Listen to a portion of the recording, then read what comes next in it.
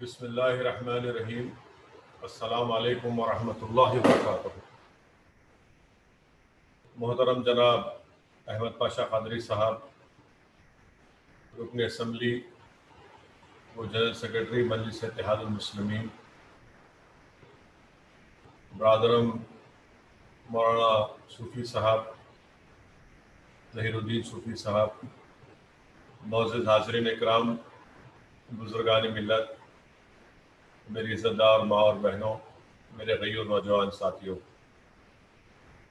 مجلس اتحاد المسلمین کی جانب سے ہر سال ماہ محرم میں شہادت امام حسین کے عنوان سے جلسے منعقد کیے جاتے رہے، کیونکہ آج ساری دنیا کورونا وائرس میں مبتلا ہے اور اس سے پریشان ہے، اور ہم عوامی سطح پر اس جلسے کو نہیں کر سکتے، تو اس لیے انٹرنیٹ بلکہ ویبینار کہیے، اس کے ذریعے سے آج کا یہ جلسے شہادت امام حسین منعقد کیا جا رہا ہے۔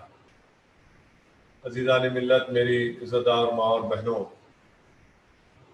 اس ماہ مقدس کا پہلا عشرہ عالم اسلام کو جانثاری اور اسلام کی سربلندی کے لیے اپنی جان کو اللہ کی راہ میں قربان کرنے کا درس دیتا ہے۔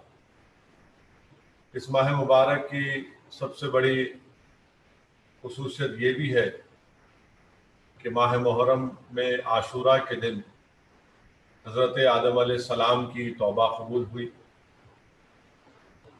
عاشورہ کے دن حضرت نوح علیہ السلام کی کشتی کو قرار ملا۔ روایتوں میں آیا کہ عاشورہ کے دن ہی حضرت یونس علیہ السلام مچھلی کے پیٹ سے عاشورہ کے دن ہی باہر تشریف لائے، اور عاشورہ کے دن دیگر آسمانی مذاہب، چاہے وہ نصرانی ہو یا یہودیت ہو، ان کے لیے بھی یہ بڑا دن تھا۔ جب اللہ کے رسول صلی اللہ علیہ وسلم ہجرت کر کے مدینہ شریف کو تشریف لائے، اللہ کے رسول صلی اللہ علیہ وسلم نے دیکھا کہ یہودی عاشورہ کے دن روزہ رکھتے، اور دریافت کرنے پر معلوم ہوا کہ وہ اس لیے روزہ رکھتے کہ اللہ سبحانہ و تعالیٰ نے حضرت موسیٰ علیہ السلام کی دعا کو قبول کیا۔ تو رسول اللہ صلی اللہ علیہ وسلم رحمۃ اللہ علیہ نے ارشاد فرمایا کہ موسیٰ علیہ السلام پر زیادہ حق ہمارا ہے، اور ہم 9 محرم کو روزہ رکھیں گے۔ علماء اکرام نے یہ بتایا کہ جب اللہ کے رسول صلی اللہ علیہ وسلم نے ارشاد فرمایا، اس وقت تک رمضان کے روزے فرض نہیں ہوئے تھے، تو پہلے 9 محرم کا روزہ فرض ہوا، پھر رمضان کے روزوں کی فرضیت کے حکم آنے کے بعد 9 محرم کے روزے کو نفل روزہ قرار دیا گیا، اور رسول اللہ صلی اللہ علیہ وسلم نے ارشاد فرمایا کہ آپ نے تمنا فرمائی کہ 9 اور 10 کو ہم روزہ رکھیں گے۔ اسی لیے اللہ کے رسول صلی اللہ علیہ وسلم نے حدیث شریف میں ارشاد فرمایا کہ جو لوگ 9 اور 10 محرم کو روزہ رکھتے ہیں، اللہ سبحانہ و تعالیٰ حدیث شریف میں آیا کہ ان کے 1 سال کے گناہ معاف کر دیتا ہے۔ علماء کرام نے ہم تمام کو یہ بھی بتایا اور سمجھایا کہ جو لوگ عرفہ کے دن روزہ رکھتے ہیں، حدیث شریف میں آیا رسول اللہ صلی اللہ علیہ وسلم نے فرمایا کہ ان کے 2 سال کے گناہ معاف کر دیے جاتے ہیں۔ عاشورہ کے دن اور پھر 9 اور 10 کو یا 10 یا 11 کو روزہ رکھتے ہیں تو 1 سال کے گناہ معاف ہوتے ہیں۔ علماء کرام نے فرمایا کہ یوم عرفہ کو نسبت ہے محمد مصطفیٰ صلی اللہ علیہ وسلم سے، اور عاشورہ کو نسبت ہے حضرت موسیٰ علیہ السلام سے۔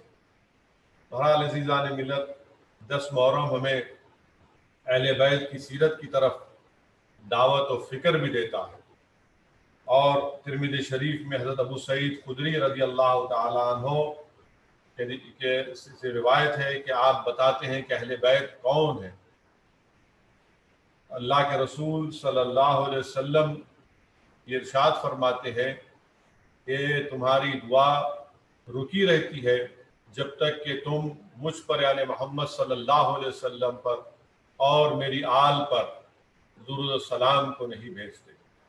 علماء کرام نے کہا کہ دعا کی قبولیت کے لیے بہت ضروری ہے کہ ہم محمد مصطفیٰ صلی اللہ علیہ وسلم پر اور آپ کی آل پر، اہل بیت پر درود السلام کے نذرانے پیش کرتے رہیں۔ امام جعفر الصادق رضی اللہ تعالی عنہ نے فرمایا کہ اللہ سبحانہ و تعالیٰ قرآن میں فرماتا ہے کہ وَاعْتَصِمُوا بِحَبْلِ اللَّهِ جَمِيعًا وَلَا تَفَرَّقُوا، جس کا ترجمہ علماء کرام نے کیا، مفسرین نے کیا کہ اللہ کی رسی کو مضبوطی سے تھامے رکھو تاکہ تم متفرق نہ ہو جاؤ۔ امام جعفر الصادق نے ارشاد فرمایا کہ حبل اللہ کا مطلب اہل بیت، اگر تم اہل بیت کے دامن سے وابستہ ہو جاؤ گے تو اللہ سبحانہ و تعالیٰ تمہاری لاج رکھ لے گا۔ وہیں پر حدیث شریف میں اللہ کے رسول صلی اللہ علیہ وسلم نے ارشاد فرمایا کہ میری اہل بیت، میری آل کشتی نوح کی طرح ہے، جس طرح جو کشتی نوح میں سوار ہو گیا وہ بچ گیا، اسی طرح جو اہل بیت کے دامن سے وابستہ ہو جاتا ہے اللہ سبحانہ و تعالیٰ اس پر رحم اور کرم کرتا ہے، اللہ اس کو بچا لیتا ہے جہنم کی آگ سے۔ وہیں پر دارمی شریف کے حدیث ہے کہ اللہ کے رسول صلی اللہ علیہ وسلم نے ارشاد فرمایا کہ میں نے اپنی بیٹی کا نام فاطمہ اس لیے رکھا تاکہ اس سے محبت کرنے والوں کو اللہ جہنم کی آگ سے بچائے گا۔ تو معلوم ہوا کہ رسول اللہ صلی اللہ علیہ وسلم کی صاحبزادی حضرت فاطمہ شہزادی جنت ہے، اور اللہ کے رسول صلی اللہ علیہ وسلم کے نواسے امام حسن اور امام حسین جنت کے شہزادے ہیں۔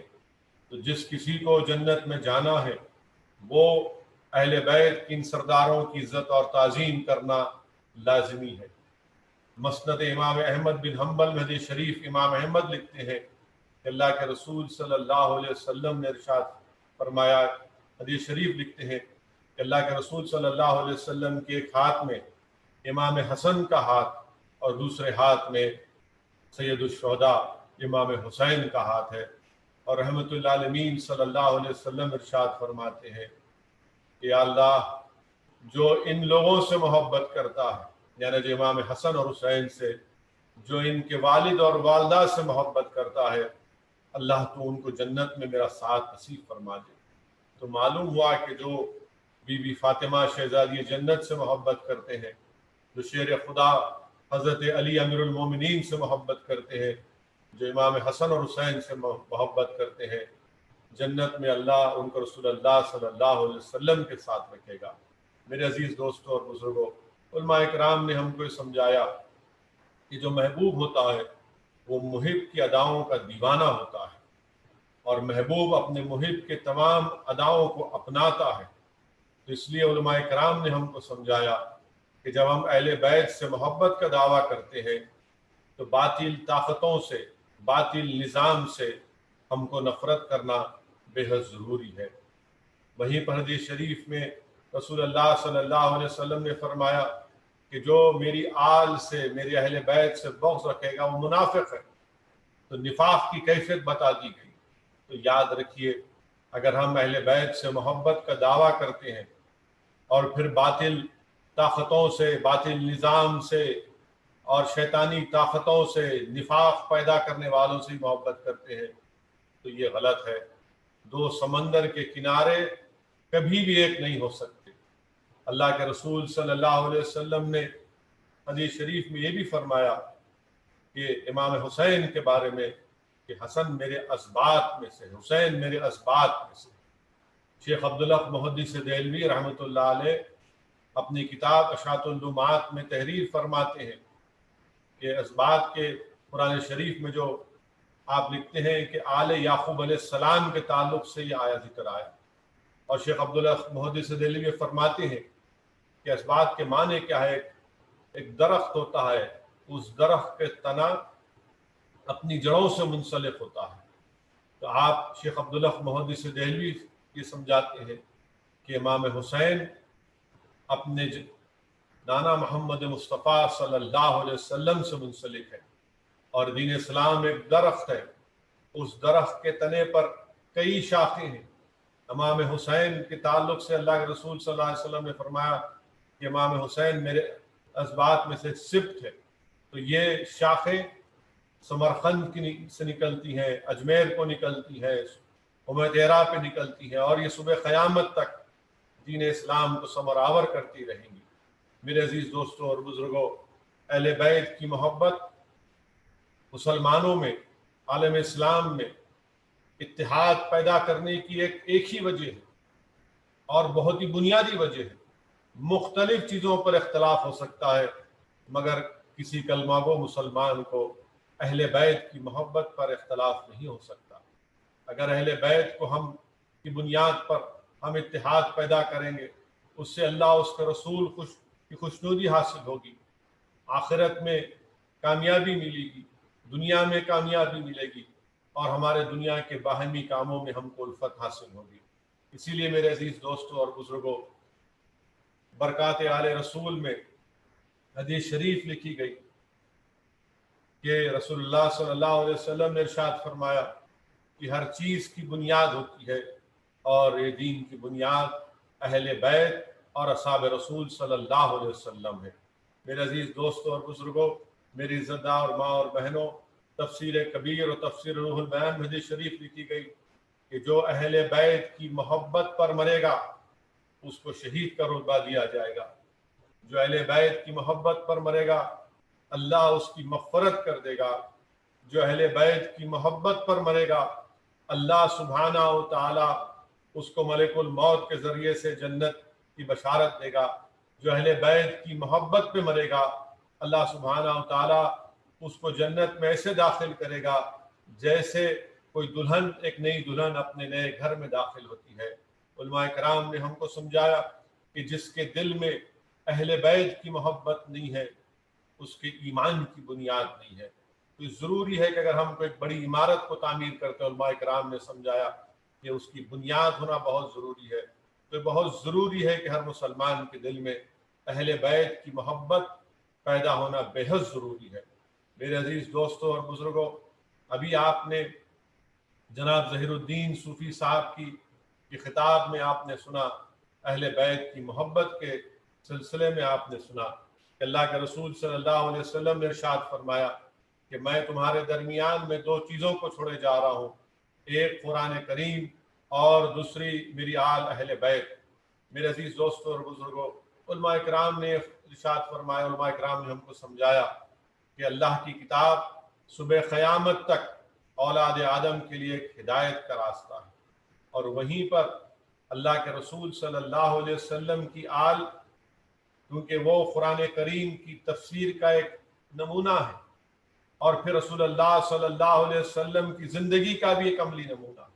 اور امت کو جب ہم پر مصائب اور مشکلات آتی ہیں، باطل طاقتوں کے ظلم ہم پر کیا جاتا ہے، جب ہماری آل اولاد کو جیلوں میں ڈال کر ان کو سڑایا جاتا ہے، جب ہمارے نوجوانوں کو شہید کیا جاتا ہے، تو کہاں سے ہم کو حوصلہ ملتا ہے، کہاں سے ہم کو صبر ملتا ہے، کہاں سے ہم کو درس ملتا ہے کہ کیسے وقت کے جابر ظالموں رزیدوں سے پنجہ آزمائی کیا جائے۔ ہم کو جذبہ ملتا ہے، ہم کو درس ملتا ہے، ہم کو تعلیم دی جاتی ہے، کہاں سے؟ اہل بیت سے، اہل بیت کی زندگیوں سے۔ اسی لیے میرے عزیز دوستوں اور بزرگوں، ہم کو ہمارے دلوں میں اہل بیت کی محبت کو پیدا کرنا بہت ضروری ہے، اہل بیت سے اپنے آپ کو جوڑنا بہت ضروری ہے۔ اور رسول اللہ صلی اللہ علیہ وسلم نے حدیث شریف میں فرمایا کہ حسین مجھ سے ہے اور میں حسین سے ہوں۔ آپ اندازہ لگائیے، علماء کرام نے یہ بھی فرمایا کہ سمجھایا حدیث شریف کہ حسین مجھ سے، میں حسین سے ہوں۔ پہلا مطلب تو علماء کرام نے کہا کہ سمجھ میں آتا ہے، دوسرا مطلب علماء کرام نے بتایا کہ حسین مجھ سے ہے حسین اور میں حسین سے ہوں، یہ ہے کہ امام حسین نے ایک باطل طاقتوں سے مقابلہ کیا، اور امام حسین کا میدان کربلا میں آنا علماء کرام بتاتے ہیں، حدیث شریف بھی ہمارے سامنے ہے کہ اللہ کے رسول علماء کرام بتاتے ہیں کہ امام حسین جب کربلا میں آئے تو یزید کے دربار میں شریعت کی کوئی اہمیت نہیں تھی، طبیعت کو شریعت پر غالب کر دیا گیا تھا۔ یزید کے دربار میں شراب پی جاتی تھی، یزید کے دربار میں جانوروں کا، کتوں کا، بندروں کا ناچ ہوتا تھا۔ اسلامی نظام کی یزید کے دربار میں کوئی حیثیت نہیں تھی، اور علماء کرام نے فرمایا کہ امام حسین کا یزید اور کربلا کے میدان میں آنا، اللہ سبحانہ و تعالیٰ، علماء کرام نے ہم کو سمجھایا کہ جب فرعون تھا، نمرود تھا، تو اللہ نے حضرت ابراہیم علیہ السلام کو اور حضرت موسیٰ علیہ السلام کو اللہ نے طاقت دی، اور وہیں پر امام حسین کو اللہ سبحانہ و تعالیٰ نے طاقت اور شجاعت سے نوازا۔ میرے عزیز دوستوں اور بزرگوں، امام حسین کی شہادت کا ذکر اللہ کے رسول صلی اللہ علیہ وسلم امام حسین کے بچپنے میں جب شیر قاری میں تھے، رحمت اللہ علیہ صلی اللہ علیہ وسلم اپنی زبان مبارک سے ارشاد فرماتے تھے کہ میرا بیٹا شہید ہوگا، اور آپ کی آنکھوں سے آنسو روا ہو جاتے۔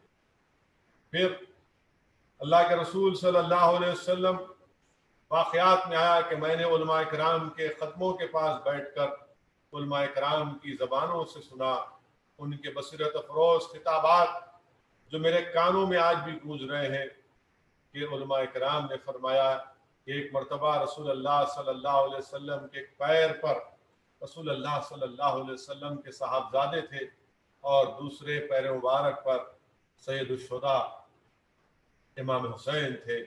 جبریل امی آئے اور رسول اللہ صلی اللہ علیہ وسلم سے عرض کیا، یا رسول اللہ صلی اللہ علیہ وسلم، اللہ ان دونوں میں سے کسی کو اپنے پاس بلا لے۔ تو اللہ کے رسول صلی اللہ علیہ وسلم نے فرمایا کہ مجھے امام حسین کو میرے پاس رکھ دو۔ پھر اس کے بعد ایک مرتبہ اللہ کے رسول صلی اللہ علیہ وسلم کے پاس جبرائیل امی آیا اور آ کر عرض کیا کہ رسول اللہ صلی اللہ علیہ وسلم، آپ کا بیٹا امام حسین شہید ہوں گے۔ اللہ کے رسول صلی اللہ علیہ وسلم کی آنکھوں سے آنسو رواں ہو گئے۔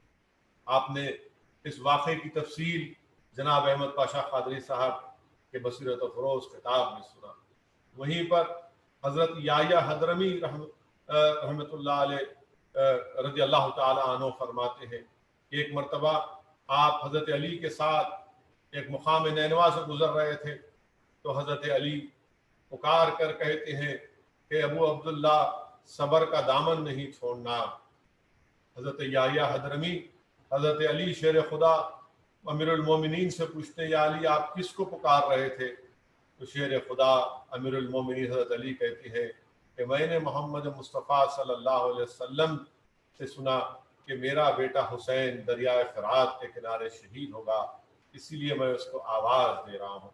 وہیں پر امام جلال الدین سیوطی خصائص الکبریٰ میں اور امام ابو نعیم دلائل النبوہ میں لکھتے ہیں کہ حضرت علی رضی اللہ تعالی عنہ فرماتے حضرت علی رضی اللہ تعالی عنہ اس مقام کی نشاندہی کرتے ہیں اور فرماتے ہیں کہ اس مقام پر میرا حسین شہید ہوگا، اس مقام پر میرے حسین کا خون کا قطرہ گرے گا، اس مقام پر حسین کے ساتھ جو لوگ ہیں ان کے اونٹ کے کجاوے رکھنے کی جگہ ہوگی۔ یہ مقام ہوگا جہاں پر آل رسول آل محمد صلی اللہ علیہ وسلم کے جوان شہید ہوں گے۔ اور حضرت علی یہ بھی فرماتی ہے کہ زمین و آسمان اس دن روئے گی، اور یہ تمام کے تمام بغیر حساب کتاب کی جنت میں جائیں گے۔ علماء اکرام نے ہم کو یہ پیغام دیا، سمجھایا کہ رسول اللہ صلی اللہ علیہ وسلم نے ارشاد فرما دیا کہ میرا بیٹا حسین شہید ہوگا۔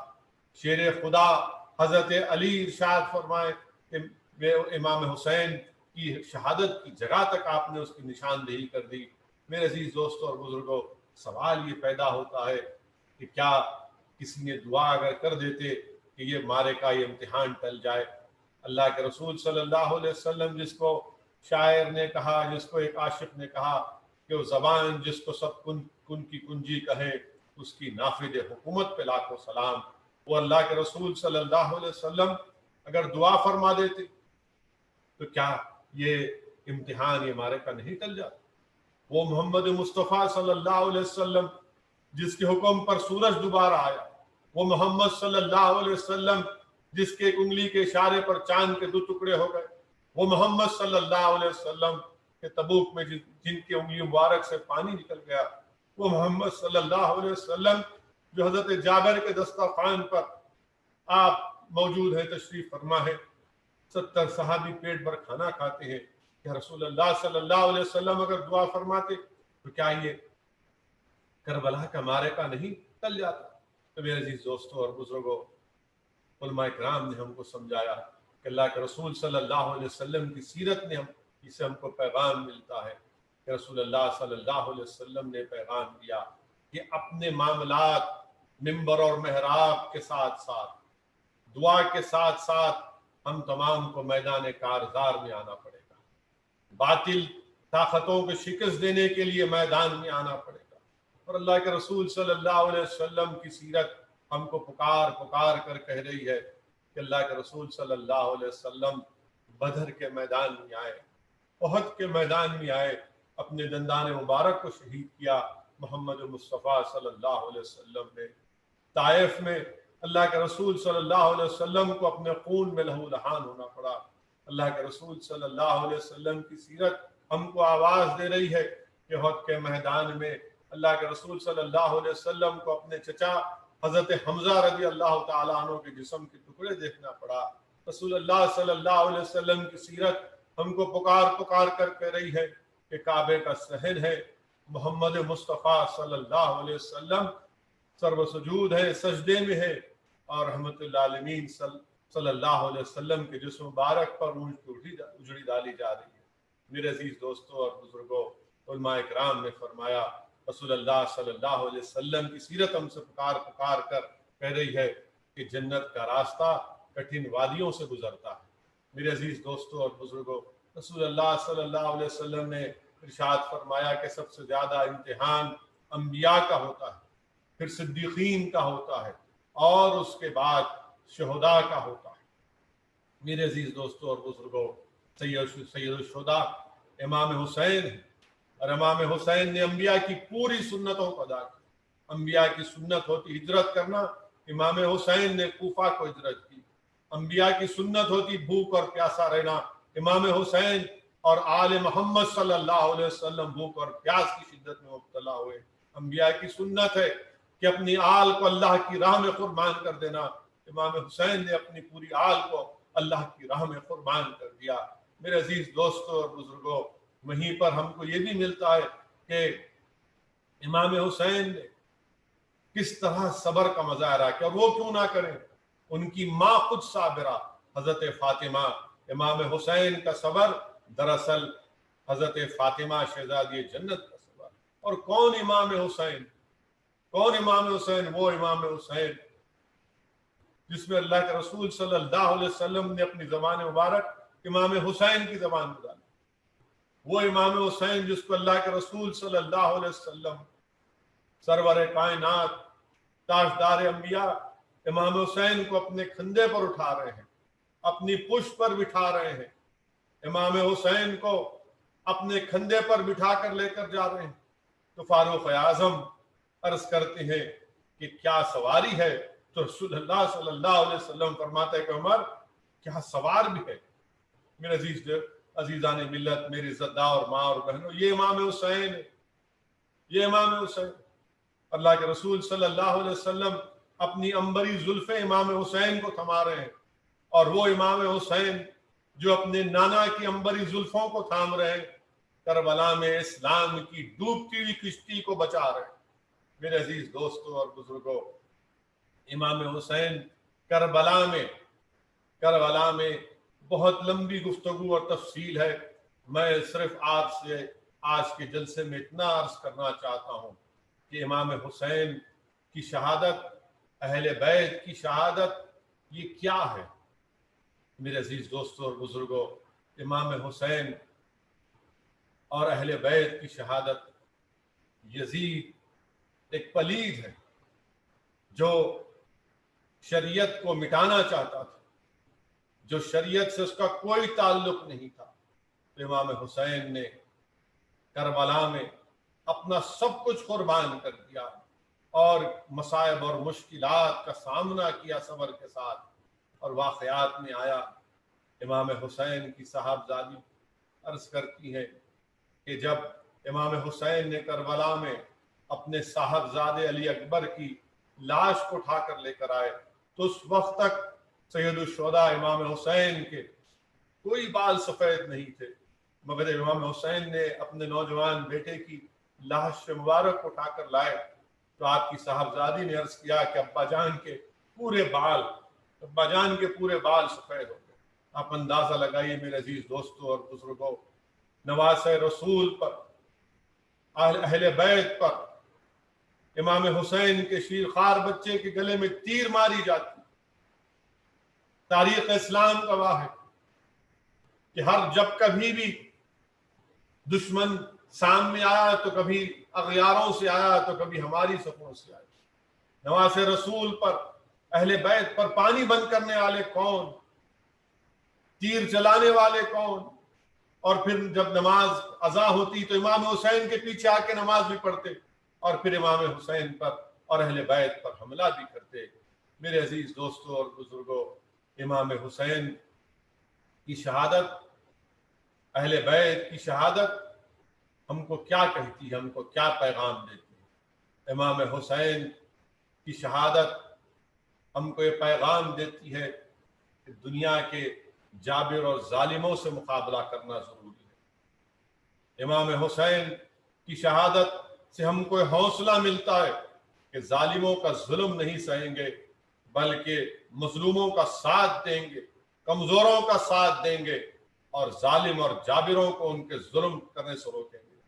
امام حسین کی شہادت ہمارے دلوں میں، ہمارے خون میں تازگی پیدا کر دیتی ہے ظالموں سے، جابروں سے مقابلہ کرنے کے لیے۔ میرے عزیز دوستوں اور بزرگوں، عزیزان ملت، میری عزتدار ماں اور بہنوں، اسی لیے داغ دہلوی نے کیا خوب کہا تھا۔ داغ دہلوی نے امام حسین کے بارے میں کہا تھا کہ اے داغ کیوں نہ مجھ کو شفاعت کی امید، اے داغ کیوں نہ ہو مجھ کو شفاعت کی امید، میں ہوں محب حسین کا، دشمن یزید کا۔ یہ داغ دہلوی نے کہا تھا۔ میرے عزیز دوستوں اور بزرگوں، اللہ کے رسول صلی اللہ علیہ وسلم نے یہ بھی پیشن گوئی کر دی تھی کہ جو میرے بیٹے کو، جو ظالم، جو ناپاک، جو میرے بیٹے کو شہید کرے گا اس کے سینے پر ایک کتے کی طرح ایک داغ ہوگا۔ امام حسین پر اور آل رسول پر کربلا کے میدان میں ظلم ہوا، اور میں نے آپ سے کہا تھا کہ رسول اللہ صلی اللہ علیہ وسلم نے امام حسین کو کہا کہ میرے اسباط میں سے صفت ہے۔ کربلا کے میدان میں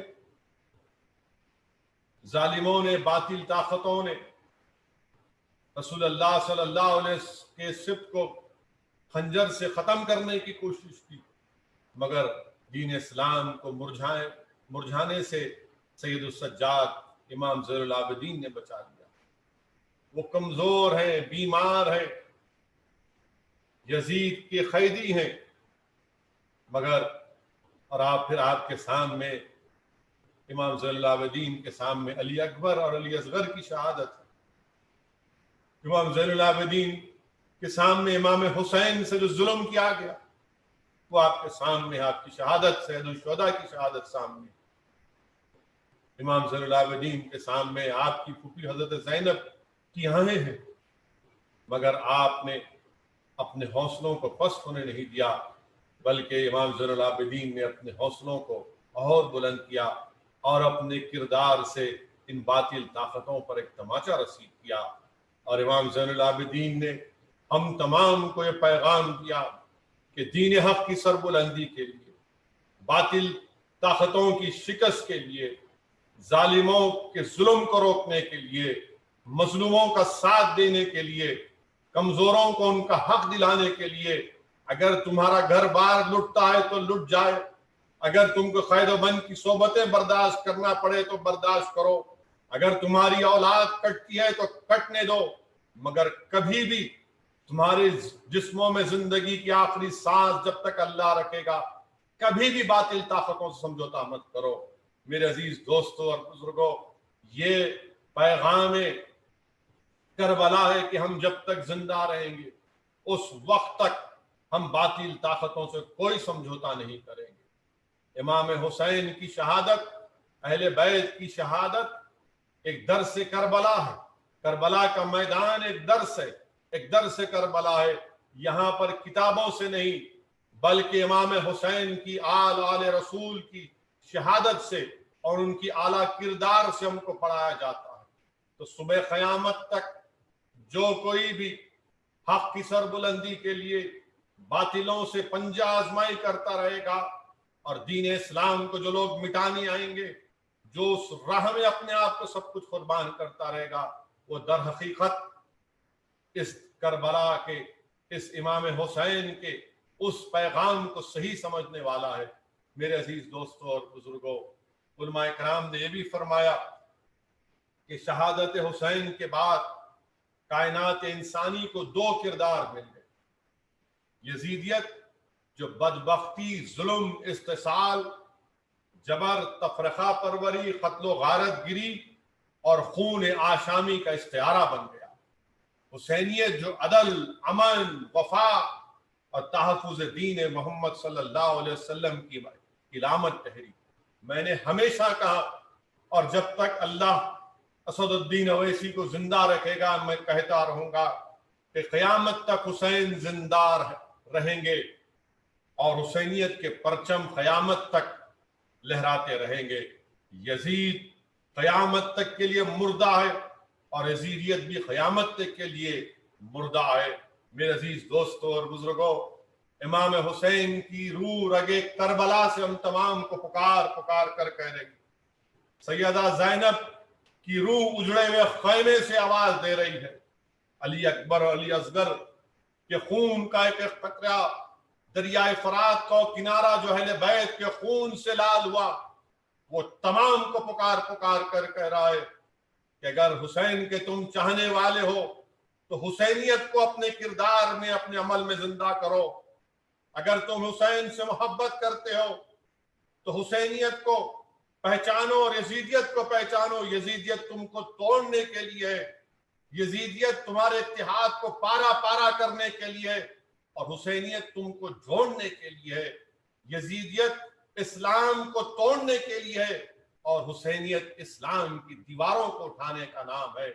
یزیدیت اسلام کے خزانوں کو لوٹنے کا کام کرتی ہے اور حسینیت اسلام کے خزانوں کو، ان کو بچانے کا کام کرتی ہے۔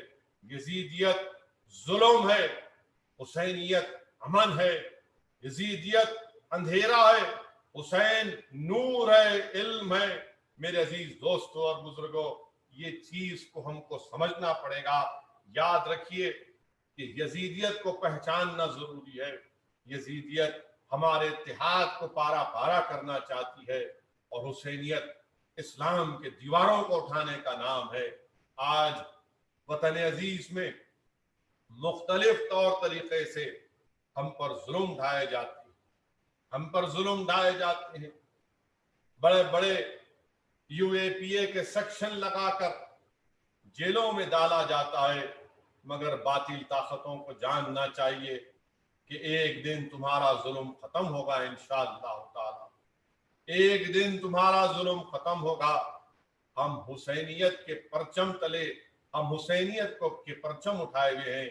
تمہارا ظلم، تمہارا زور، تمہارا جبر، تمہارا استحصال، تمہاری طاقت، تمہاری قتل و غارت گیری ہمارے حوصلوں کو پست نہیں کرے گی، بلکہ ہمارے حوصلوں کو اور بلند کرے گی، اس لیے کہ ہم امام حسین کے اہل بیت کے غلاموں کے غلام ہیں۔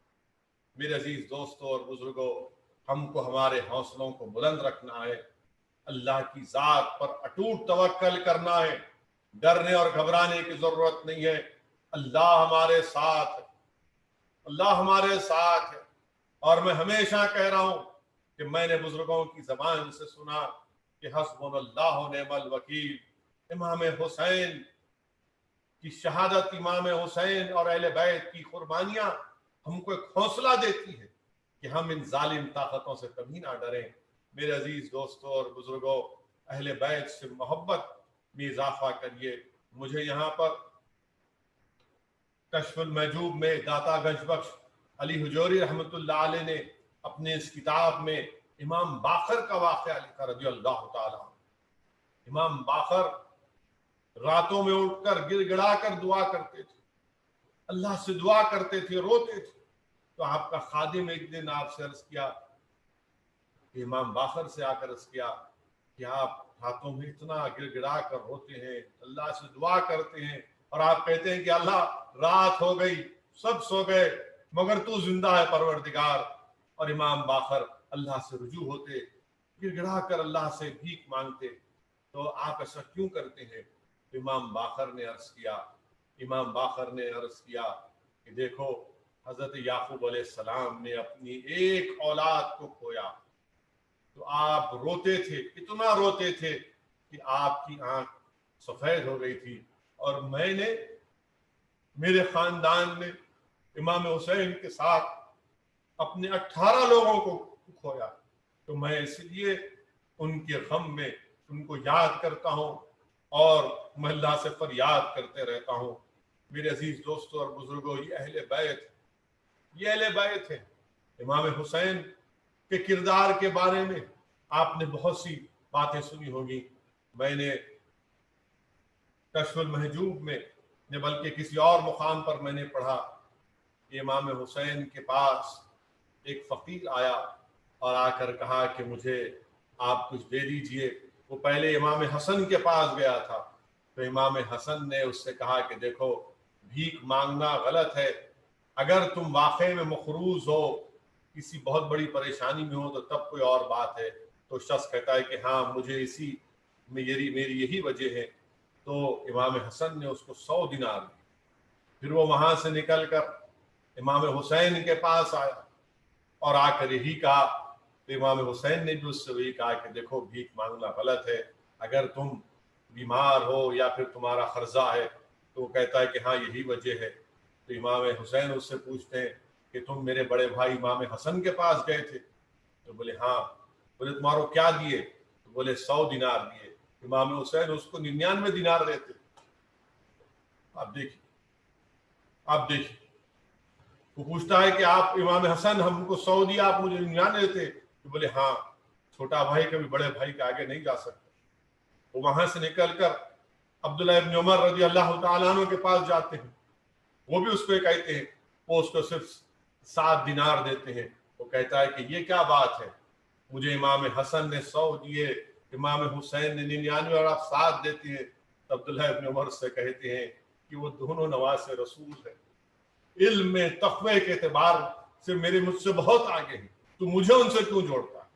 میرے عزیز دوستوں اور بزرگوں، یہ تمام چیزیں ایسی ہیں جس کو آپ کو ہم کو سوچنا ہے، اپنے گریبان میں جھانک کر دیکھنا ہے کہ ہم کس راہ پر جا رہے ہیں. ہماری اور آپ کی زندگی کب ختم ہو جائے کسی کو نہیں معلوم. یہ زندگی کا چراغ کب گل ہو جائے صرف اللہ ہی جانتا ہے. کوئی یہ نہیں کہہ سکتا کہ میں اتنے سال زندہ رہوں گا، اتنے سال میں یہ کروں گا. میرے عزیز دوستوں اور بزرگوں، ساری دنیا یہ کووڈ وائرس میں ہے، اور ہم نے دیکھا کہ کئی لوگوں کا انتقال ہو گیا، بلکہ ہمارے وطن عزیز میں 62,000 لوگ اس کووڈ 62,550 لوگ اب تک آج تک اس میں ان کی موت ہو چکی ہے. 34 لاکھ سے زیادہ لوگ اس کووڈ وائرس سے متاثر ہو چکے ہیں. اسی لیے ہماری زندگیوں میں بہت کم وقت ہے، اور اس زندگی کے اس کم وقت کو ہم کو اچھی طرح گزارنے کی ضرورت ہے. اور آج کے جلسے کا یہی پیغام ہے کہ ہم شہادت امام حسین کو اپنی زندگیوں میں ملحوظ رکھیں، کردار حسینی کو اپنی زندگیوں میں زندہ کریں، باطل طاقتوں سے مقابلہ کریں، ظالم کے ظلم کو نہ سہیں بلکہ اس کو ظلم کرنے سے روکیں، مظلوموں اور کمزوروں کا ساتھ دیں. میرے عزیز دوستوں اور بزرگوں، وہیں پر میں یہ بتانا بے حد ضروری سمجھتا ہوں کہ درس کربلا کیا ہے، شہادت امام حسین کیا ہے. 3 چیزیں ہیں. علماء کرام نے لکھا کہ ایک تو اس سے ایمان کی مضبوطی ملتی ہے، دوسرے سخت سے سخت حالات میں حق پر جم کر رہنا، اور تیسرا حق کی خاطر اپنا جان، مال اور اولاد کے نذرانے پیش کرنے سے کوئی پیچھے نہیں ہٹتا۔ 3 چیزیں علماء کرام نے بتایا کہ ایمان کی مضبوطی، سخت سے سخت حالات میں حق پر جمے رہنا اور حق کی خاطر اپنے جان، مال اور اولاد کا نذرانہ پیش کرنے سے پیچھے نہیں ہٹنا۔ میرے عزیز دوستوں اور بزرگوں، امام حسین کی روح ہم سے پکار پکار کر کہہ رہی ہے کہ باطل طاقتوں سے پنجہ آزمائی کرو، ان سے ڈرو مت، ان سے ڈرو مت۔ اور جب ہم اس چیز کو سامنے رکھ کر اپنی زندگیوں میں جدوجہد جاری رکھیں گے تو انشاءاللہ تعالی کوئی طاغوت، کوئی حکومت جو ظلم کرتی ہے وہ ہمارے حوصلوں کو کبھی کم نہیں کر سکے گی، اور ان کا ظلم ہم پر انشاءاللہ تعالی کچھ اثر نہیں کرے گا۔ میرے عزیز دوستوں اور بزرگوں، وہیں پر ہمارے وطن عزیز میں کئی ایسے واقعات بھی ہو رہے ہیں کہ مسلمانوں کو بدنام کرنے کی کوشش۔ آج سے 2-3 دن پہلے کسی ایک ٹی وی چینل کے ایک جوکر نے ایک حماقت کی اور کہہ دیا کہ مسلمان وطن عزیز انڈیا میں، بھارت میں بہت زیادہ تعداد میں IAS IPS IFS میں جا رہے ہیں، اور اس جوکر نے یہ کہہ دیا کہ یہ ان کا جہاد ہے، یعنی سول سروسز کا جہاد۔ آپ بتائیے کہ کتنی نفرت ہے مسلمانوں کے تعلق سے۔ اور یہ وہ شخص ہے کہ نریندر مودی کو ٹویٹر ہینڈل سے ٹیگ کیا یہ کہہ کر۔ اس کا راست قریبی تعلق ہے RSS سے، اور وہ یہ کہتا ہے کہ مسلمان جو ہے بڑی تعداد میں IAS IPS IFS میں جا رہے ہیں اور جہاد۔ آپ بتائیے کہ کتنی جھوٹ یہ آدمی کہتا ہے۔ کیا گندی سوچ ہے اس کی، کیا گندی سوچ ہے اس کی۔ آپ اندازہ لگائیے، میرے پاس اعداد و شمار ہے، 829 لوگ کوالیفائی ہوئے ہیں، جس میں سے صرف 41 مسلمان ہیں، 41 مسلمان ہیں۔ اور یہ جوکر کہتا ہے کہ جامعہ ملیہ یونیورسٹی میں وہاں پر IAS IFS IP civil service کا کوچنگ سینٹر ہے، اور اس میں سے 30 کامیاب ہوئے۔ اور یہ جوکر کو یہ بھی نہیں معلوم کہ اس جو 30 جامعہ، کہتا ہے کہ جامعہ سے جو کامیاب ہو رہے ہیں وہ سول سروس کا جہاد کر رہے ہیں۔ ان 30 میں 16 مسلمان ہیں اور 14 ہمارے ہندو بھائی ہیں۔ تو کیا یہ مسلمان جہادی ہیں اور ہندو جہادی ہیں؟ ارے نفرت پھیلانے والوں، تم آخر اتنا نفرت کیوں ہے؟ اگر 16 مسلمان جامعہ سے سول سروس میں کامیاب ہوتے، تم کو اتنا غصہ کیوں ہے اگر 14 ہمارے ہندو بھائی بھی جامعہ سے کامیاب ہوتے؟ تو معلوم ہوا کہ جامعہ ملیہ پورے انڈیا کی نمبر 1 سینٹرل یونیورسٹی ہے۔ خود مودی حکومت نے یہ رینکنگ دی ہے، مگر نفرت ہے کہ مسلمان تعلیم یافتہ نہ ہو۔ میں آج کے جلسے سے تمام ہمارے مسلمان نوجوان، ہماری بیٹیوں اور بیٹوں سے، ہمارے بھائی اور بہنوں سے کہوں گا کہ اس کا جواب دینا پڑے گا آپ کو ان طاقتوں کا۔ اب ہر ایک پر فرض ہے، واجب ہے کہ وہ اپنی اولاد کو تعلیم یافتہ بنائے۔ اگر آج اس سال 829 میں سے 41 مسلم سول سروسز میں کامیاب ہوئے تو میرے بھائی، ہم کو اور آپ کو اور کوشش کرنا ہے کہ ہم اپنی اولاد کو اس سے زیادہ تعداد میں IAS IPS IFS میں لے کر آئے، کیونکہ اگر ہندوستان کو مضبوط کرنا ہے، بھارت کو مضبوط کرنا ہے، بھارت کے سیکولرزم کو مضبوط کرنا ہے، بھارت کے پلورلزم کو، ڈائیورسٹی کو مضبوط کرنا ہے، تو بے حد ضروری ہے کہ سول سروسز میں بھی زیادہ سے زیادہ تعداد میں مسلمان محنت کریں۔ یقیناً ہم غریب ہیں، مگر اگر ہم عزم کریں گے، حوصلہ کریں گے، نیتوں میں اخلاص رہے گا تو غیب سے اللہ مدد کرے گا۔ اور مجھے پورا یقین ہے ہمارے 14 کروڑ مسلمانوں پر، اور ہماری بڑی تعداد میں جو ہمارے ہندو بھائی ہیں، دلت بھائی ہیں، اگر کوئی مسلمان خاندان یہ عزم کرتا ہے کہ میں اپنی بیٹی کو IAS آفیسر بناؤں گا، میں اپنے بیٹے کو کمشنر آف پولیس بناؤں گا، تو یقیناً انشاءاللہ تعالی اس ملک میں آج بھی ایسے لوگ ہیں جو تمہارے خوابوں کو پورا کریں گے۔ مگر بہت ضروری ہے کہ اب ہم تعلیم کی طرف رخ کر رہے ہیں کم تعداد میں، تو ان کو غصہ جہاد سے جوڑتے ہیں. کیا تمہاری سوچ ہے؟ ہاں، معلوم ہوا کہ تم ہندوتوا کی آئیڈیالوجی میں ڈوبے ہو، تم سیکولرزم، تم پلورلزم، تم ڈائیورسٹی، رول آف لا، تمہارے پاس یہ تمام کے تمام کا کوئی تعلق نہیں ہے، تم اس سے بہت دور ہو، تم تو اس ملک میں نفرت پھیلانا چاہتے ہو. مگر یاد رکھو، تمہارے ناپاک عزائم میں ہم تم کو ناکام کریں گے، جمہوریت کا سہارا لیں گے. تم نے اچھا کیا یہ بول کر.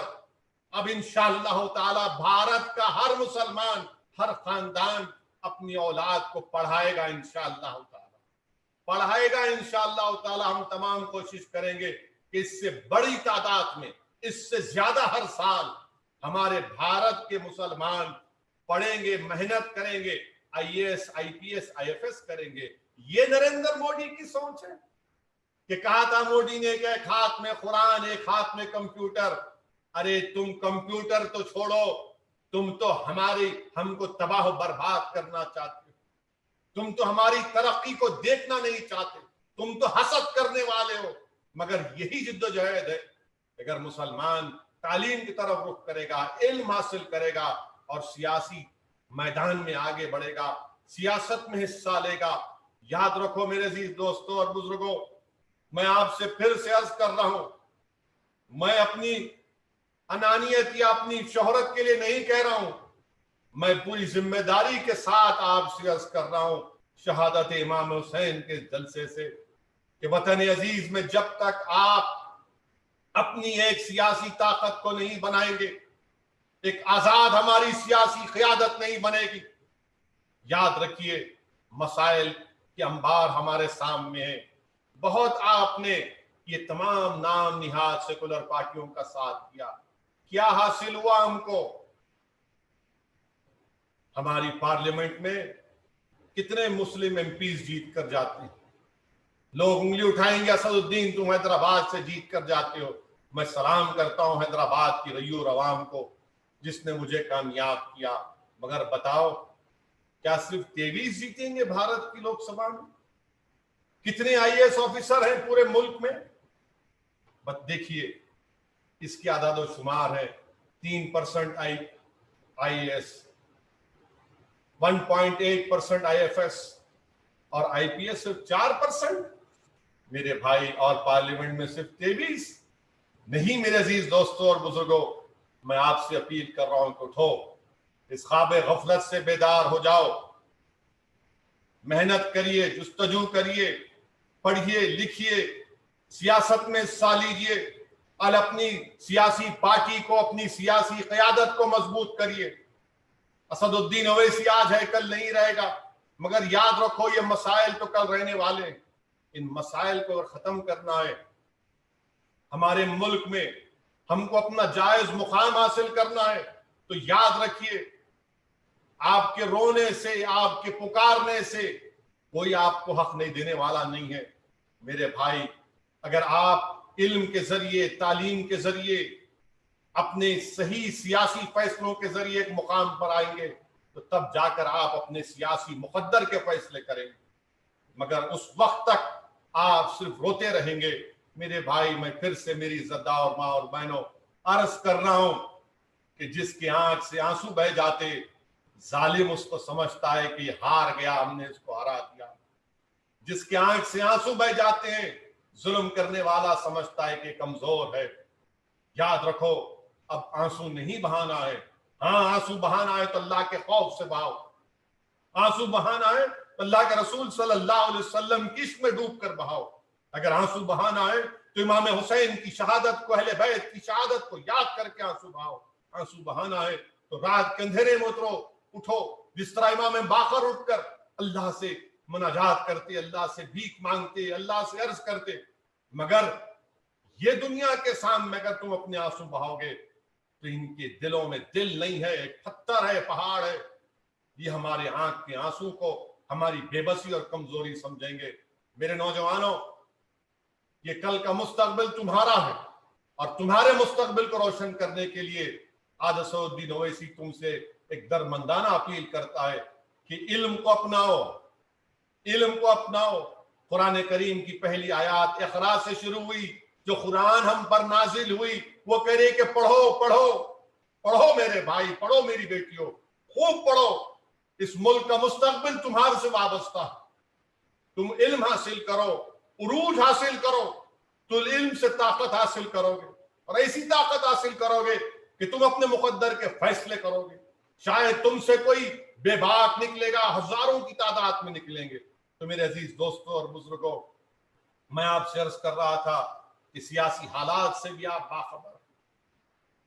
5 अगस्त को हमारे वजीर आजम चले जाते हैं और जाकर वहां पर जिस जगह पर 450 साल तक बाबरी मस्जिद थी, वहां पर हमारे मुल्क के हमारा वजीर आजम उस भूमि पूजन में हिस्सा लेते। मैंने उस वक्त भी कहा कि वजीर आजम को नहीं जाना चाहिए था, आज भी कह रहा हूं। और साथ ही साथ आपने देख लिया कि कैसे कैसे सेकुलर पार्टियों के, नाम निहाद सेकुलर पार्टियों के चेहरे पूरे के पूरे बेनकाब हो गए। कांग्रेस की जनरल सेक्रेटरी मोहतरमा ने कह दिया कि हम इसका खैर मुकद्दम करते हैं। तमाम नाम निहाद पार्टियां खामोश हो गई, किसी की जबान नहीं हिली। अरे सब तुम मुझ पर तनकीद करते हैं, करो, मुझे फिक्र नहीं है। मैं अपनी फकीरी में शाही है, मुझे सियासत के उस उरूज को हासिल करना नहीं है। जब तक अल्लाह मुझे जिंदा रखेगा मैं आपको बयान करता रहूंगा। मगर मेरा सवाल उन तमाम लोगों से है जो इन नाम निहाद सियासी पार्टियों से वाबस्ता है, जो इनकी पार्टी के अराकीन है। क्या हुआ तुम्हारी जबानों को? क्या तुम्हारा जबानों को सांप सूंघ गया था? क्यों नहीं तुम आगे बढ़कर कहे? अगर एक ही दीवाना कह रहा था, क्यों तुम नहीं आए? तो मालूम हुआ कि इनको डर था अपने सियासी मुस्तकबिल के लिए। अरे तुम्हारे सियासी मुस्तकबिल का डर तुम्हारी मुनाफिकत को जाहिर करता है, तुम्हारे बुज़दिली को जाहिर करता है, तुम्हारी कमजोरी को जाहिर करता है। अरे हक को बयान करो ना, क्या हो गया तुमको? मगर तुम खामोश बैठे थे। और मजलिस पर तनकीद करना इनकी एक आदत बन चुकी है कि हर चीज में मजलिस पर तनकीद करना करो। मगर दुनिया जानती है, अल्लाह जानता है कि कौन सच्चाई को बयान करता है और कौन बातिल ताकतों की आंख में आंख डालकर हक को बयान करता है। मेरे अजीज दोस्तों और बुजुर्गों, मैं यहां पर यह भी कहना चाहूंगा कि आज हमारे मुल्क में आदादो शुमार आए कि 1,80,00,000 लोगों की तनख्वाहें खत्म हो गई। 8 करोड़ डेली वेजेस के लेबरों की नौकरी चली गई। आप बताइए, भारत के वजीर आजम को इसकी कोई फिक्र नहीं है, कोई फिक्र नहीं है। 1,80,00,000 लोगों की सैलरीज खत्म हो चुकी हैं। 8 करोड़ डेली वेज लेबरर्स की तनख्वाह, उनकी नौकरी चली गई है। और फिर यह भी कहा गया है कि इस लॉकडाउन की वजह से 10 करोड़ जो स्कूल को बच्चे जाते थे, उनको मिड डे मील स्कीम मिलता था। जो 6 और 14 साल की उम्र के हैं, 10 करोड़ स्कूल गोइंग चिल्ड्रन, वो इस खाने से महरूम। नरेंद्र मोदी ने अनप्लान्ड, अनकॉन्स्टिट्यूशनल लॉकडाउन लगाकर ये तमाम माशी बर्बादी को दावत दी है। आप बताइए, चाइल्ड इम्यूनाइजेशन 64% डिप हो चुका है। बीसीजी का जो टीबी का इंजेक्शन लगता था, 10 लाख बच्चों को नहीं लगा। आप अंदाजा लगाइए, 10 लाख बच्चों को नहीं लगा। 6 लाख जो ओरल पोलियो का वैक्सीन बच्चों को दिया था, 6 लाख को नहीं दिया गया। ये 69% रोटा वायरस, 72% MMR ये मिस हो चुका है। आप बताइए क्या होगा इस मुल्क में? मगर हमारे वजीर आजम को इसकी कोई फिक्र नहीं है। चीन डेप्सांग में, ईस्ट लद्दाख में, डेप्सांग में, गलवान में, पोंगसोंगसू लेक में घुसकर बैठा है, अपने मिसाइल्स के अड्डे बना रहा है। मगर वजीर आजम को इसकी फिक्र नहीं है। और वजीर आजम हमारी जख्मों पर नमक छिड़क रहे हैं और दुनिया को बता रहे हैं कि सब कोई तकलीफ नहीं है, कोई मुश्किल नहीं है। वजीर आजम दुनिया को दिखा रहे हैं और वो गरीब जो 8 करोड़ अपनी नौकरियों से महरूम हो रहे हैं, जो भूख और प्यासे हैं, بھوک اور پیاسے ہیں, کھانے کو کھانا نہیں ہے غریبوں کے پاس. اربن ایریاز میں آیا کہ 30% اربن انڈیا ان کی سیونگز ختم ہو گئی, مگر وزیر اعظم اپنے گھر میں آرام سے بیٹھ کر پرسکون انداز میں مور کو دانا کھلا رہے ہیں. واہ وزیر اعظم, چین ہماری گھر میں گھس کر بیٹھا ہے اور آپ مور کو کھانا کھلا رہے ہیں. 8 کروڑ ڈیلی ویجز ورکرز کی نوکریاں چلے گئی ہیں. واہ وزیر اعظم مودی, آپ مور کو دانا کھلا رہے ہیں. 1,80,00,000 لوگوں کی تنخواہیں ختم ہو چکی ہیں. واہ وزیر اعظم, آپ مور کو دانا کھلا رہے ہیں. کیا بتائیں وزیر اعظم آپ سے کہ 10 کروڑ اسکول گوئنگ بچوں کو جو مڈ ڈے میل کھانا ملتا تھا وہ آج اس بھوک اور پیاس سے اپنی زندگی گزار رہے ہیں. میں وزیر اعظم کے چاہنے والوں سے پوچھ رہا ہوں کہ میرے الفاظ تم کو سخت لگیں گے, مجھے معلوم ہے کہ تم شروع کر دو گے کل سے مجھ پر حملہ, مگر میرے بھائی تم جو کرتے کر لو, مجھے فرق نہیں پڑنے والا. سچائی تو یہ ہے کہ میڈیا بھی ماشاءاللہ صرف ایک فلم سٹار کی خودکشی پر پڑا. ایک فلم سٹار خودکشی کرا تو 2.5 مہینے سے صرف وہی باجا بج رہا ہے, وہی باجا بج رہا ہے. کیا بات ہے, کیا بات ہے. مبارک ہو آپ کو, مبارک ہو آپ کو. ان غریبوں کی بھوک, ان غریبوں کا مرنا, چین کا ہماری زمین پر قبضہ کرنا, 1,80,00,000 لوگوں کی سیلریز ختم ہو جانا, 8 کروڑ ڈیلی ویجوں کی نوکریاں ختم ہونا آپ کو نظر نہیں آتا. کیا آپ کی نظر ہے. واہ, صرف ایک فلم سٹار کی خودکشی پر اسی پر پڑے ہیں کہ کبھی وہ وہاں بیٹھا تھا تو کبھی یہاں نہیں بیٹھا تھا تو کبھی یہ نہیں گیا تھا. یہ میرے عزیز دوستوں اور بزرگوں, یہ ہمارے ملک کا حال ہو رہا ہے. میری آپ سے ہی گزارش ہے کہ آپ میری ان باتوں پر غور کریے, مجلس اتحاد المسلمین کو مضبوط کریے, اور سرزمین تلنگانہ میں الحمدللہ جب سے یہ انکانسٹیٹیوشنل ان پلانڈ لاک ڈاؤن بھارت کے وزیر اعظم نریندر مودی نے اس کو امپوز کیا, اس دن سے مجلس کے تمام میرے رفقا, میرے اراکین, میرے صدور و معتمدین, اراکین بلدیہ, اراکین اسمبلی, اورنگ آباد میں ہمارے مجلس کے ذمہ داران, مالیگاؤں میں, دھولیاں میں, مختلف بیدر میں, گلبرگہ میں, اتر پردیش میں, ممبئی میں, الحمدللہ مجلس کے لوگ عوام کے درمیان میں رہ کر عوام کو راحت پہنچانے کا کام کر رہے ہیں. اور آپ نے دیکھا کہ آج اگر الحمدللہ اللہ کے فضل و کرم سے شہر حیدرآباد میں GHMC میں تھوڑی سی اگر کمی آئی ہے کووڈ وائرس میں, تو میں سمجھتا ہوں کہ ہم نے حکومت سے نمائندگی کر کے جو ٹیسٹنگ کا ہم نے اس کو اضافہ کروایا, آج اس کا نتیجہ آپ دیکھ رہے ہیں. لوگ اس وقت بھی مذاق اڑائے کہ دیکھو یہ MP جا کر اپنا ٹیسٹ کروا رہا ہے, اور لوگوں نے دیکھا مخالفین کو ہر چیز ان کی آنکھوں میں صرف مجلس سے نفرت بھری پڑی ہے. مگر جب میں نے اپنا ٹیسٹ کروایا تو کیوں کروایا, کیونکہ عوام کے دلوں سے اس ڈر کو نکالنا تھا, کیونکہ عوام آج بھی کووڈ کو ایک مایوس بات سمجھتی ہے, یہ وائرس ہے کسی کو بھی ہو سکتا ہے. تو میں پھر سے آپ سے اپیل کر رہا ہوں کہ ٹیسٹنگ کروائیے, ٹیسٹنگ کروائیے, اور جب ٹیسٹ خدا نخواستہ پازیٹیو آئے گا تو فوراً آپ کا علاج شروع ہوگا. آپ دیکھیے کہ 62,000 سے زیادہ, میں نے تلنگانہ میں اتنے ہزاروں کی لوگوں کی موت ہو, ہم اس کو بچا سکتے ہیں. ابھی بھی آپ سے کہہ رہا ہوں کہ وائرس ہمارے درمیان ہے. ٹیسٹنگ کروائیے, ماسک لگائیے, سوشل ڈسٹینسنگ کو برقرار رکھیے. اور میں ساتھ ہی ساتھ بھارت کے وزیر اعظم سے اس بات کا مطالبہ کرتا ہوں کہ اسٹوڈنٹ کمیونٹی مجھ سے بار بار کہہ رہی ہے کہ نیٹ اور JEE کے ایگزام کو ملتوی کرایا جائے, مگر میں ان اسٹوڈنٹ سے کہنا چاہوں گا کہ بھارت کے وزیر اعظم آپ کی تکلیف کو نہیں سمجھیں گے. ایگزام کرائیں گے, اسی لیے آپ اپنے امتحان کی بھی تیاری کر کے رکھیے, مگر میں آپ کی تکلیف کو سمجھتا ہوں. اور میں ساتھ ہی ساتھ یہ بات بھی آپ کو بتا رہا ہوں کہ یہ بہت کٹھن امتحان ہوتا ہے JEE کا اور نیٹ کا. بچے سالوں اس کے تعلق سے محنت کرتے ہیں, میں صرف اللہ سے دعا کرتا ہوں کہ اللہ سبحانہ و تعالیٰ آپ کی اس مشکل وقت میں آپ کو ساتھ دے، اللہ آپ کے ان تمام خوابوں کو پورا کرے۔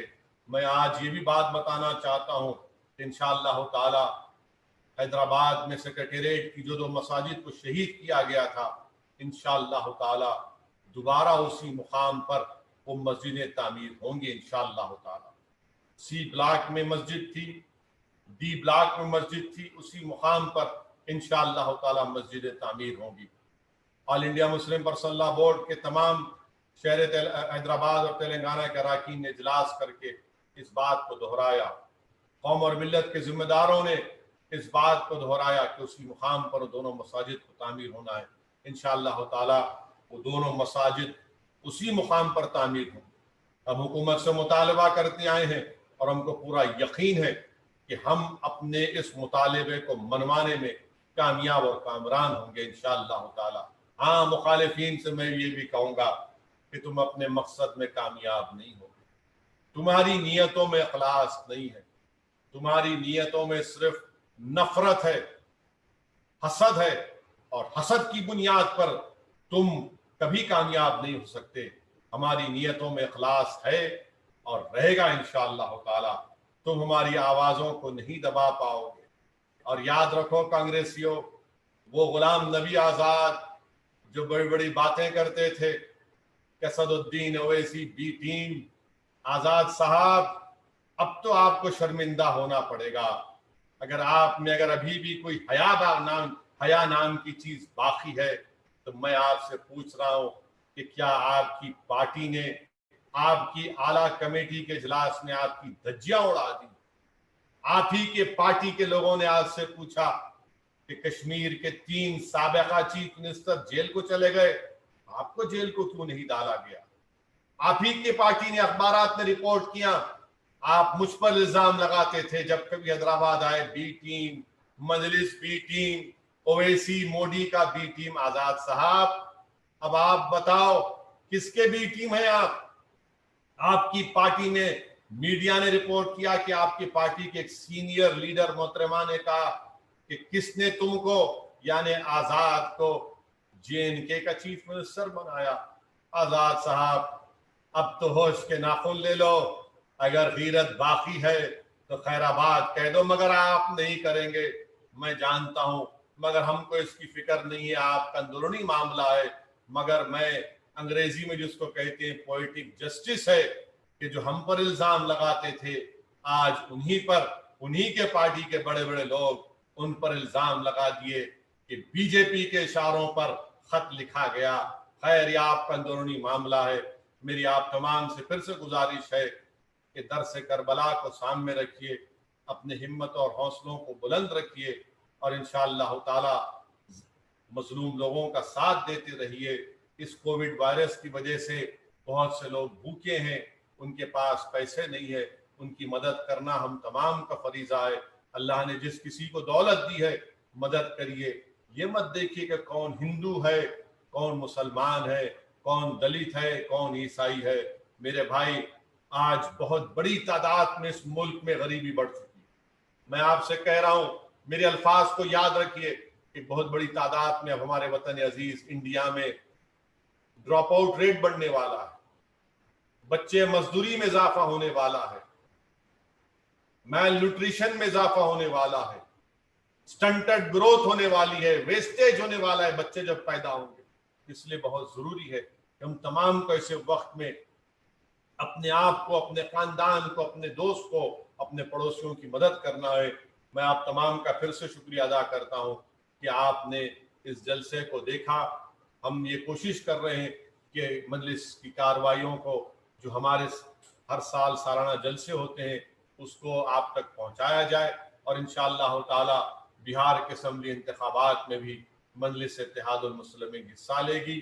ہمارے ریاست بہار پردیش کے صدر جناب اختر علی مان صاحب، جناب آفتاب صاحب، جناب عادل صاحب الحمدللہ محنت جستجو کر رہے ہیں۔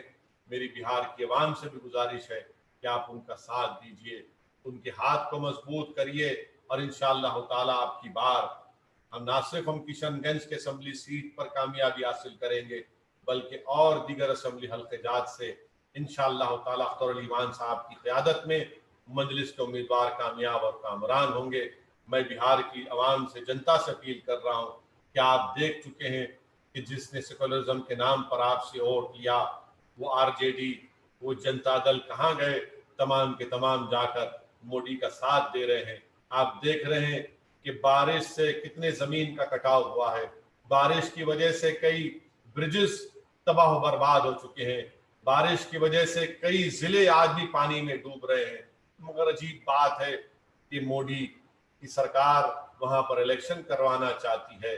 یہ عجیب بات ہے کہ کووڈ ہے، امتحان بھی ہوں گے، کووڈ ہے تو بھومی پوجن بھی ہوگا۔ یہ سب چیزیں عوام دیکھ رہی ہے اور ان کے عزائم کو دیکھ رہی ہے۔ میری آپ سے ادباً گزارش ہے کہ بہار میں مجلس کو مضبوط کریے، اور انشاءاللہ تعالی جو ہماری ذمہ داریاں ہیں انشاءاللہ تعالی ہم اس کو نبھانے کی کوشش کر رہے ہیں۔ آپ سے بھی گزارش ہے کہ آپ ہمارے لیے دعا فرمائیے، آپ کی دعاؤں میں دعا فرماتے رہیے کہ اللہ سبحانہ و تعالی ہمارے نیتوں میں خلاص رکھے۔ اللہ سبحانہ و تعالی ہم سے اور کامل، اللہ سبحانہ و تعالی نبی کریم صلی اللہ علیہ وسلم کے صدقے طفیل میں ہم کو اللہ اتنی عزت اور طاقت دے کہ ہم اور زیادہ مظلوموں کی مدد کریں، ظالموں سے پنجہ آزمائی کریں۔ اور میں اللہ سے دعا کرتا ہوں کہ اللہ سبحانہ و تعالی محمد مصطفیٰ صلی اللہ علیہ وسلم کے صدقے طفیل میں، اہل بیت کے صدقے طفیل میں اللہ سبحانہ و تعالی ہماری دین دنیا میں ہم کو کامیابی سے ہم کنار کرے۔ اللہ ہم کو توفیق دے، اللہ ہم کو عزت دے، اللہ ہم کو طاقت دے کہ ہم ظالموں کے ظلم کو ان کو روک سکیں۔ اللہ ہم کو ہدایت دے، اللہ ہم کو توفیق دے، اللہ ہم کو غیب سے مدد فرمائے کہ مظلوموں کا اور کمزوروں کا ساتھ دے، اور اللہ ہم کو عزت سے نوازے۔ اللہ ہم کو سیاسی طور پر ایسا عروج دے کہ ہم اپنی ملک میں سیاست میں اپنا جائز مقام حاصل کر سکیں، اور اس مقام کے ذریعے ہم مظلوموں کا ساتھ دیں، ہم غریبوں کا ان کا حق دلا سکیں، مسلمانوں کا ان کا جائز مقام ان کو دلا سکیں۔ میرے عزیز دوستوں اور بزرگوں، درس کربلا یہی ہے کہ ہم کبھی بھی ظالم کے ظلم کو نہ سہیں، مظلوموں کا ساتھ دیں۔ وآخر الدعوانا الحمدللہ رب العالمین۔